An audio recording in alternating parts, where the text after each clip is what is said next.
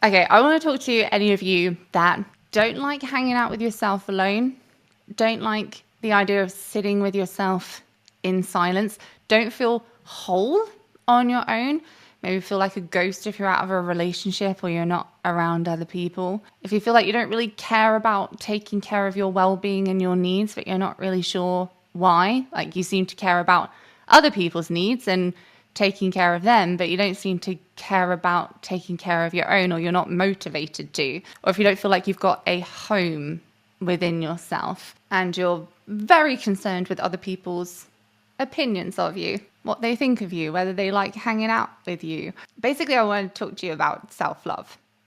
And the reason why I want to talk about it is because if you're lacking in self-love or self-esteem, like I was for a really long time, then you kind of don't know what you're missing. So you don't know that it's something that you want to build often. For most of my life, I just didn't feel right. I didn't feel whole. And I didn't feel like I had a home within myself. I did not like being on my own. I was always in a relationship. And I also just didn't like being on my own with my thoughts, with myself, just kind of in silence, if you know what I mean. I was always busy. I was always analyzing or working, or when I was younger, struggling with food, as some of you may be well aware of. I was always deeply engrossed in anything other than being with myself. I hated the concept of being alone. Hated it. And it led me to this state of constantly feeling like I was chasing approval from others, chasing results. I just had this chasing energy. And I knew something was off. But I didn't know what was off. And I kept looking for wholeness and fulfillment and peace in my achievements, in my relationship, in other people's opinions of me. I was always treating myself like a project as well, looking for ways to optimize myself, looking for things to fix. I felt like I constantly had to fix myself and change myself.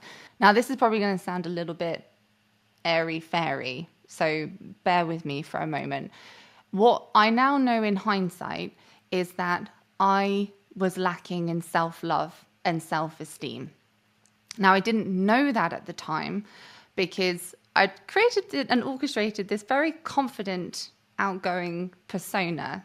So I thought I had great self-esteem, and I thought that I liked myself, and I thought that I cared about myself. But now, in hindsight, it's very clear to me that I didn't. The day that I realized that I had low self-esteem and had done my whole life kind of hit me like a ton of bricks, not in a bad way necessarily, but just kind of in a shocking way. And what made me realize it is I was listening to Brené Brown talk about vulnerability. And it was through that I came to recognize that I had spent all of my life not being vulnerable.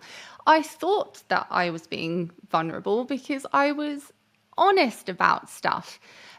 But what I came to recognize is that I always did it in a very kind of guarded way.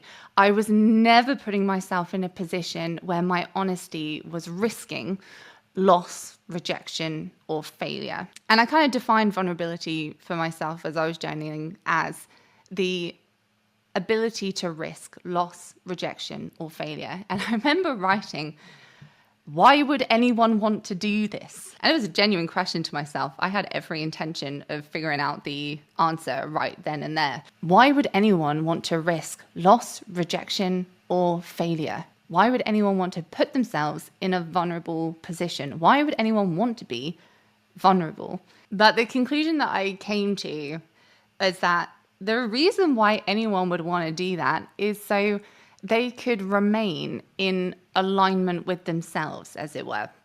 What do I mean by being in alignment with yourself?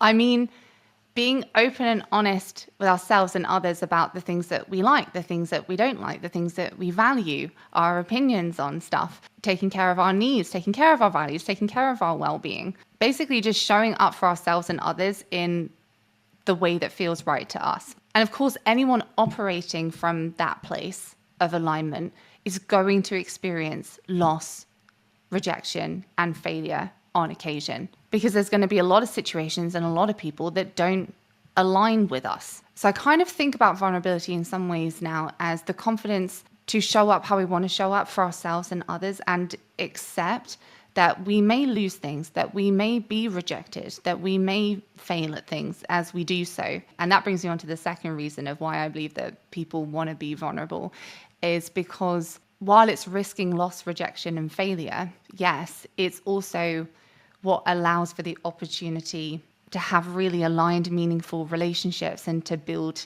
trust with other people and ourselves. I wasn't being vulnerable because I was terrified of loss. I was terrified of rejection. I was terrified of failure.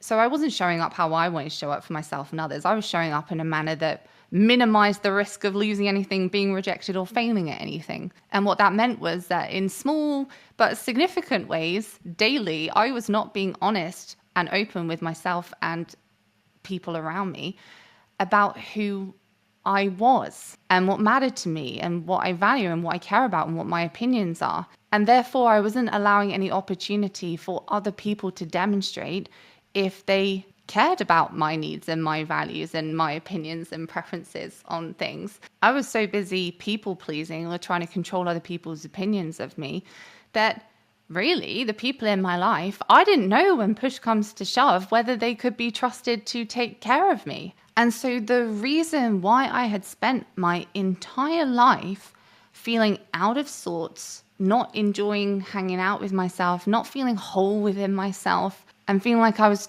in this constant chasing energy was because I had never developed a relationship with myself, nor cared about developing a relationship with myself, because my fear of loss, rejection, and failure completely overshadowed that and ran my life. I'd spent my whole life bending myself out of shape to minimize the risk of all of that. And I felt like I was constantly chasing and I wasn't whole because I wasn't. And so you take an entire life of me disregarding my own needs in favor of what I thought other people wanted from me disregarding what I value in favor of achieving certain results or recognition, me spending my whole life caring more about how I was perceived to be rather than who I actually was. And that meant I'd never grown self-love and self-esteem. And it's no wonder that I got stuck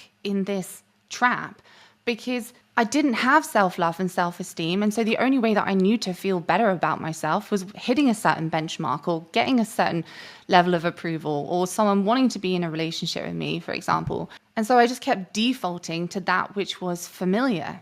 I kept trying to chase that feeling of feeling good about myself and whole and worthy externally to me. And I'm so grateful that I had this epiphany realization because that easily could have gone on for the rest of my life. And I could have spent my entire life not feeling whole or feeling like things weren't quite right. And I realized like the more that I keep chasing results and other people's validation, the more that I'm disregarding my needs, disregarding my values, disregarding what's in alignment with me. And I was overjoyed when I realized this because everything very quickly made an awful lot of sense. I don't feel whole because I don't love myself, because I don't care about myself. I don't accept myself. But the reason why I don't accept myself and love myself as I am is simply because I have never tried to. I was like, this makes so much sense. I have a fear of loss, rejection, and failure. That leads me to constantly chase external validation and certain results. That leads me to disregard myself, my needs, my values, and bend myself out of shape. That lowers my self-esteem. That makes me chase results and external validation more because that's the only way I know to feel good about myself. That fuels my fear of loss, rejection, and failure. That leads me to disregard myself. That makes me feel worse about myself, and around it goes. It's a trap. It's a self-fulfilling cycle. So I was like, okay, well, that can't go on. That's not an option. That's not going to lead anywhere. And the great news is, though, is because it's a cycle, I just need to interrupt it somewhere and just get it to reverse. It made logical sense to me that if I had great self-esteem and felt whole within myself, then I wouldn't feel this compulsion and this need to get other people's approval and to get certain results. That would mean that I don't fear loss, rejection, and failure. That means that I could then be free to take care of what I need, take care of what I value. And then that would support my self-esteem and my feeling of being whole. And it would reverse the cycle. And so then that's what born the quest to me taking the time to figure out, hey, Rach, what do you need? What do you value? Who are you? And thankfully, but not surprisingly to me, it worked. And there is no result, no amount of external validation that feels as good as self-love and self-esteem feels. It's like a whole feeling. Ironically, it's like an invulnerable feeling of like, I'm okay. I've got my back. Life can throw whatever it wants at me, and I'm okay. I'm good. It's like a mixture of feeling whole, feeling peaceful, feeling secure, and feeling content. It's kind of like receiving external validation all of the time, only better and like a more peaceful version. I have spoken a lot about how to develop self-esteem in this way, how to find alignment within yourself in the Detaching from Outcomes mini course that I created recently, which if you haven't checked out, you can do so below. You can see what that's all about and see if it's for you. I'm conscious of the fact that this video is probably getting really long, but I want to talk more about this topic if you're interested. Let me know in the comments section what you would like me to dive deeper on this topic, if anything, and then I'm really happy to do so. But I'll follow your lead on what you want to hear about. Leave those comments down below and then I'll get cracking on the next video on this. Thank you so much for watching and I hope it was helpful. I'll see you in the next one. Bye for now.